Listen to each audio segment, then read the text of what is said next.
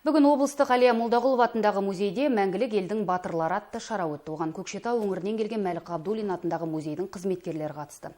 Екі мәдени ошақ арасындағы байланыс нығайып, меморандумға қол қойылды.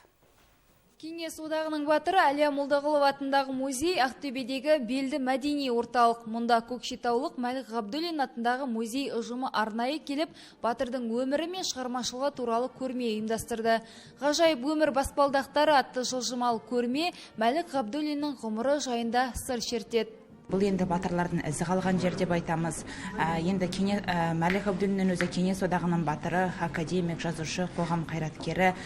Мынау бізде қазақ халқында белгілі бір батырды болсын, ғалымды болсын, бір өнерге меншіктеп алатыны бар. Бірақ батырлықтың өзі барша қазаққа ортақ екендігі белгілі. Сол Мәлік батырдың рухын осы өнерге де алып келіп, қазіргі жас ұрпаққа сіңіру мақсатында келіп отырған жағдайымыз бар.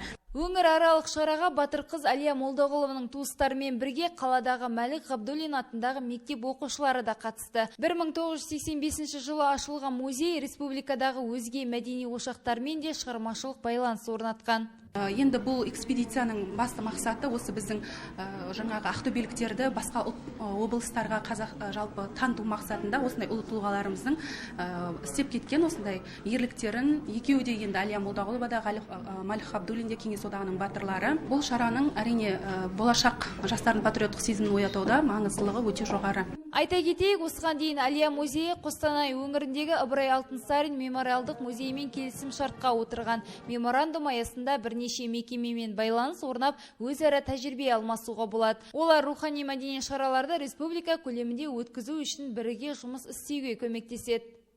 Салтанат Садуақас, Азамат Сауханов, Ақтөбе телеарнасы.